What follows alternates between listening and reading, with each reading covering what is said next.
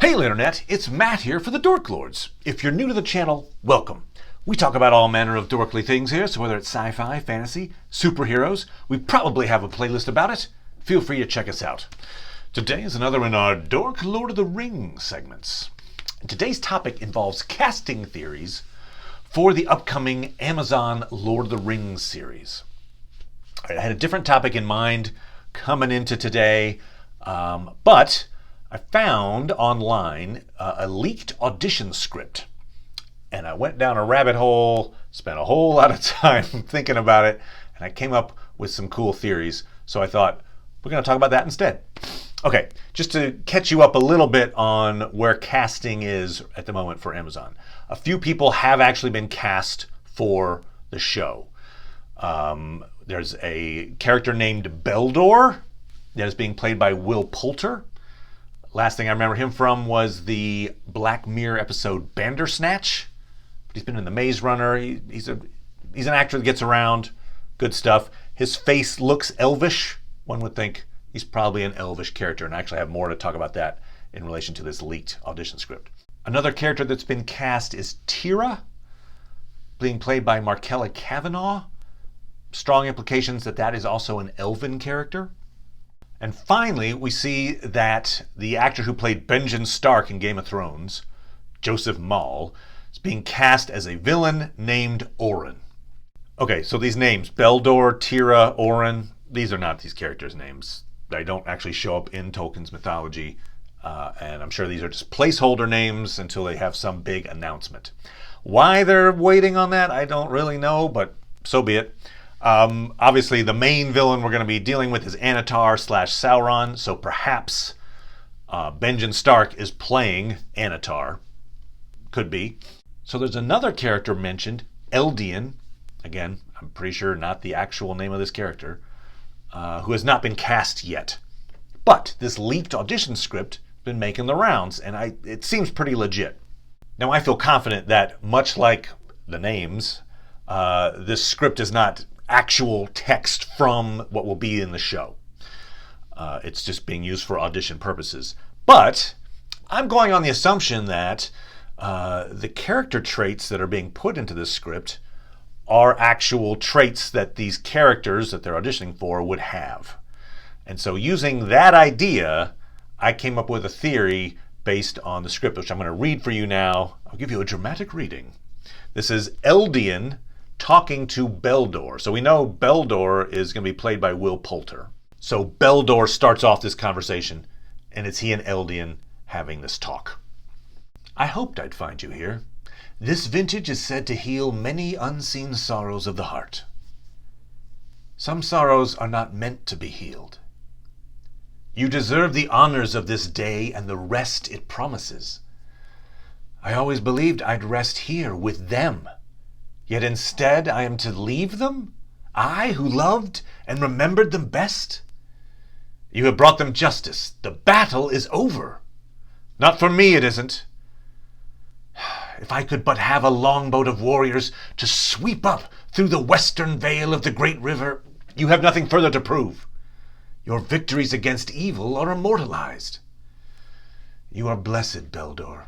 For you, evil is pictures set in a glass of cathedral windows. But I have fought the nameless dark. The blood of dragons is ever well sated in my sword, and if I don't finish the task, all will be in vain. Put up your sword, Eldeen. The evil is gone. Then why is it still alive in here?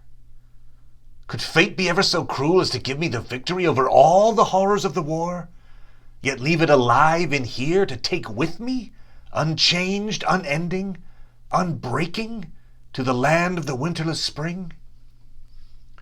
Go home, Eldeen. If not for yourself, do it for your son. For the sake of the long road we have walked together, I will dismiss your words as simple carelessness. But if you ever try and use my family against me again, our friendship is over. All right, so Eldeen, a female character talking with Beldor, and we've got some clues, I think. Again, I don't think this actual dialogue is going to show up in the show, but there's some character traits there that I think are standing out. Right off the bat, we know Eldeen has a son. All right, that's interesting. We also know that she fought dragons. That's a pretty big one. And we know that Beldor is younger than Eldeen. He didn't partake in these fights against dragons and evil and such.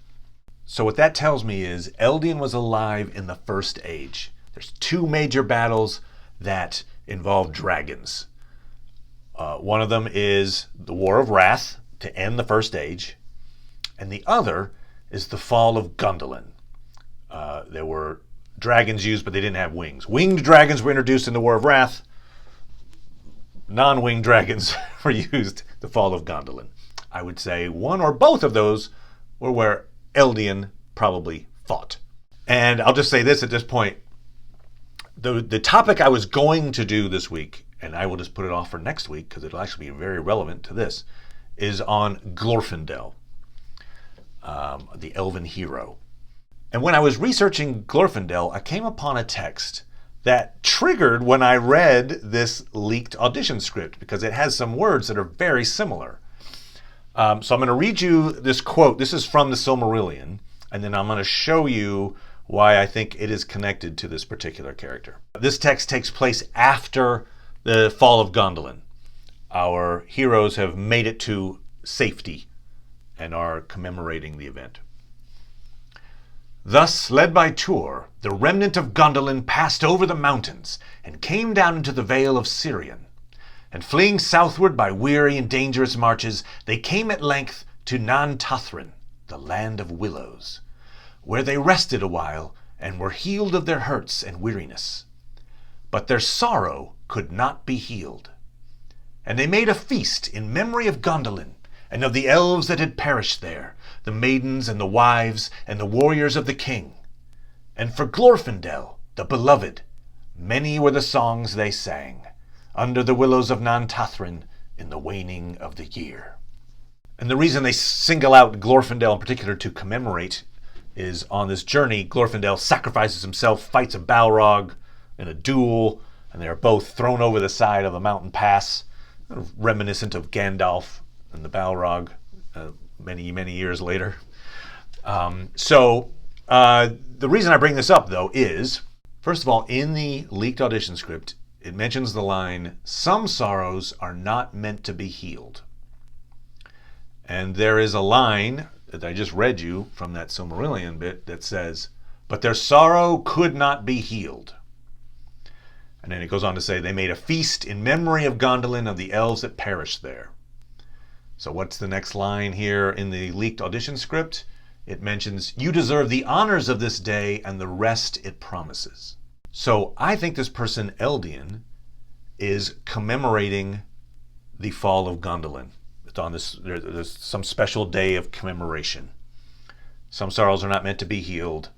This person was there, since there were dragons at the fall of Gondolin. I'm going to say this person fought in that war and, apparently survived an attack from a dragon. So obviously high status. So this conversation is obviously taking place in the Second Age. That's when the Amazon series is taking place.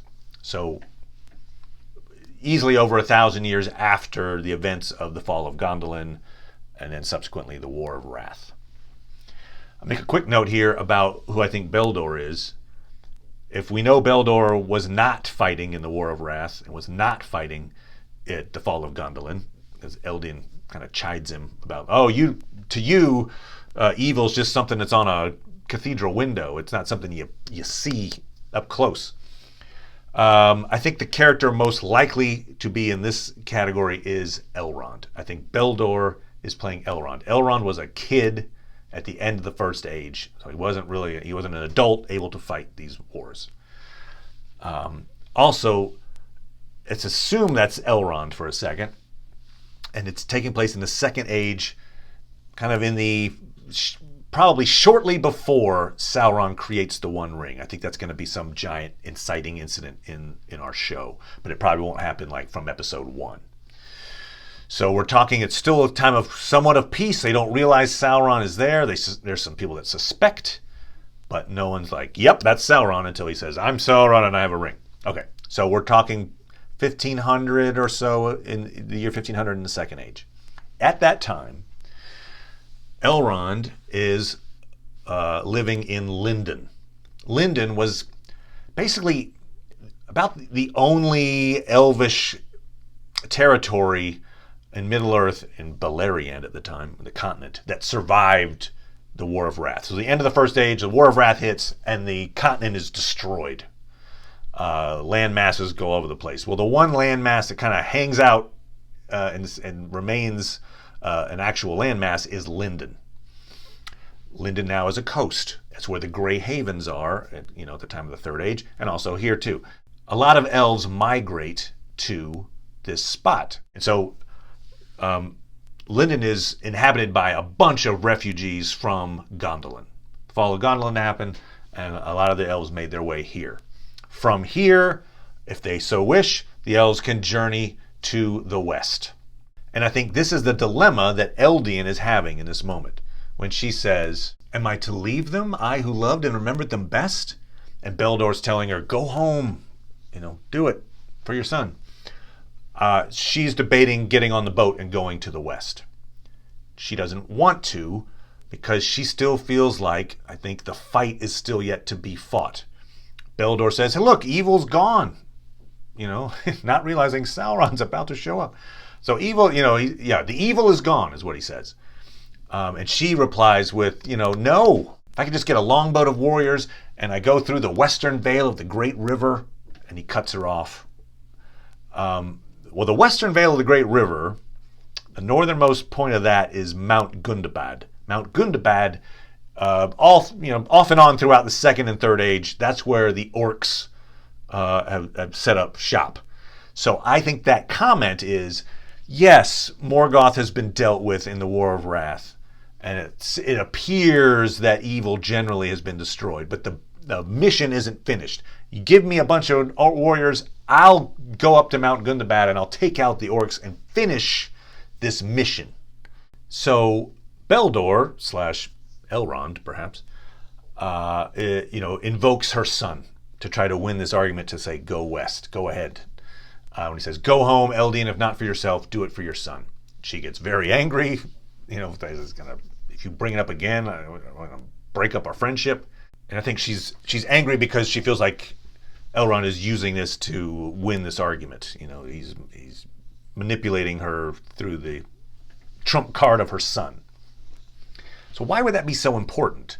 And for instance, if her son is there with her in Middle-earth, it's not like, they do live a long, long, long time. Does it really matter if they go now versus 2 months from now or something like that? The do it for your son is an odd reference. And that's where I think this neatly ties into that quote that we had before about the fall of Gondolin, and talking about how their sorrow cannot be healed, and how they did a commemoration. And who in particular were they commemorating? Glorfindel. Now, Glorfindel, his parentage is unclear.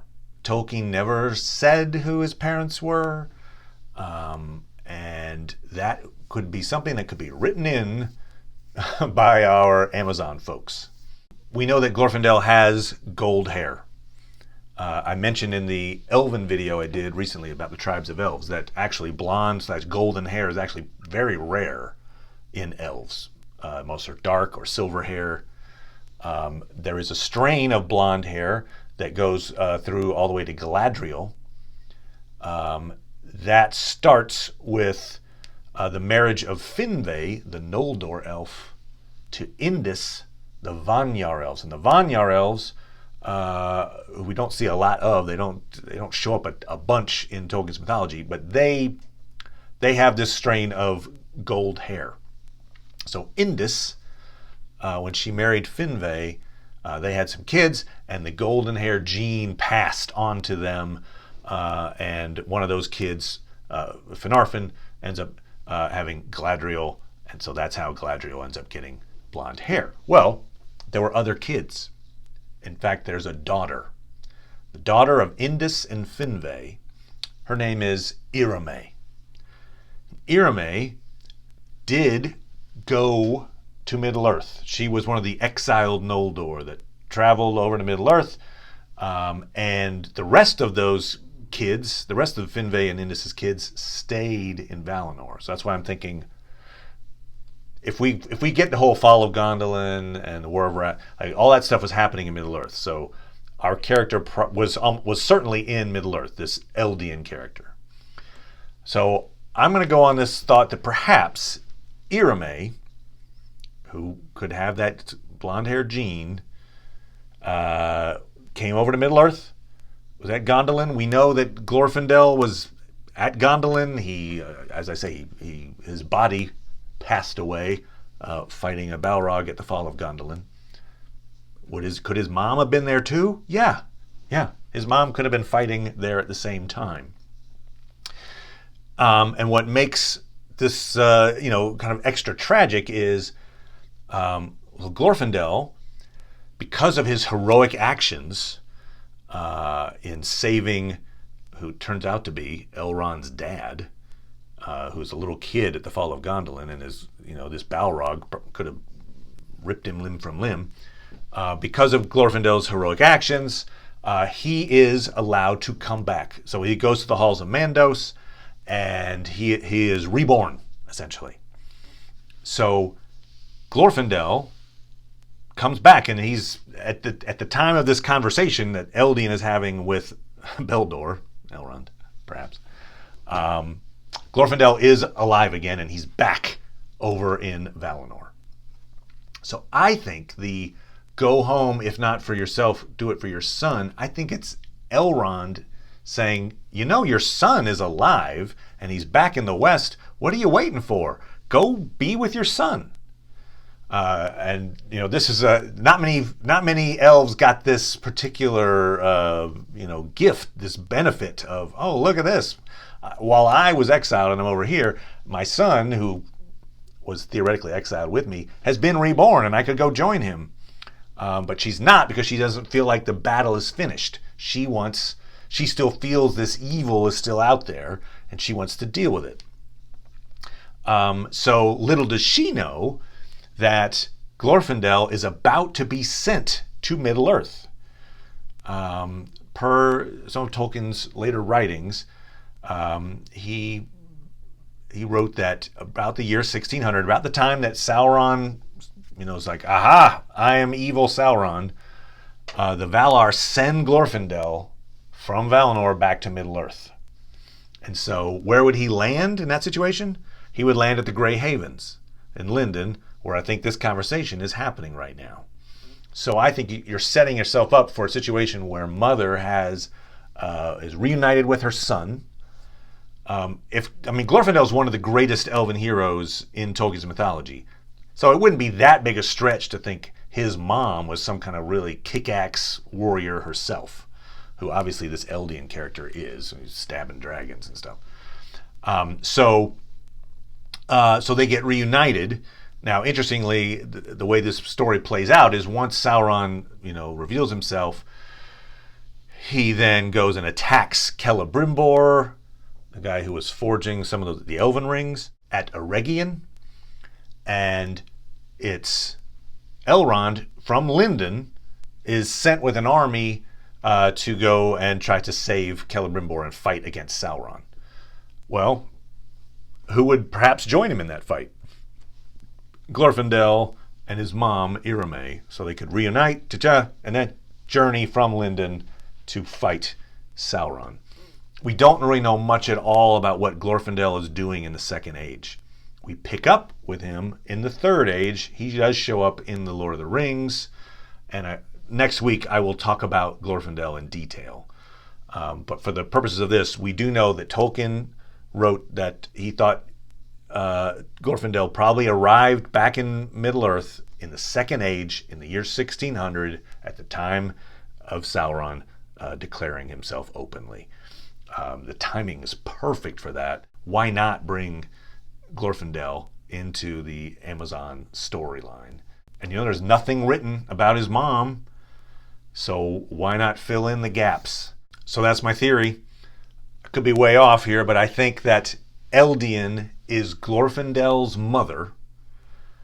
She is pining for the fact that she's made the decision to stay in Middle-earth and not be with her son. Little does she know her son is about to come to her. And I think that character could be Irame, daughter of Finve, perhaps. And of course, I feel like based on this conversation that Elrond is a good candidate to be this Beldor character. So there you have it. As I mentioned, next week I will do a detailed video on Glorfindel. Really fascinating character considering he doesn't show up in the movies and his appearance in the books is limited. But he's got a really, really cool backstory. But before I go, real fast, I'm going to mention this. I recently had a birthday. I am my years old. But my wife got me this amazing gift that is also very appropriate for this channel. So I thought I would share it with you. Here we go. So she got me, let me bring up to the camera here, Fellowship of the Ring script signed by the cast. So for instance, you've got Kate Blanchett there, Ian McKellen, Elijah Wood, I'm guessing OB is Orlando Bloom, SB Sean Bean. Anyway, it's like this holy grail of scripts. I was blown away. She wins the birthday gift competition. Oh, here's your Amazon gift card. So she's won the birthday gift sweepstakes. I guess I have because I got the gift. But wow, I'm just treasuring it. I'm actually really intimidated. I don't want to I don't want to damage it. I need to get some kind of giant lucite case for each page or something. But anyway, I thought I'd share that with you. Fellowship of the Ring, signed by the cast. Boom. So anyway, thanks everybody, and we'll talk to you next time. Bye.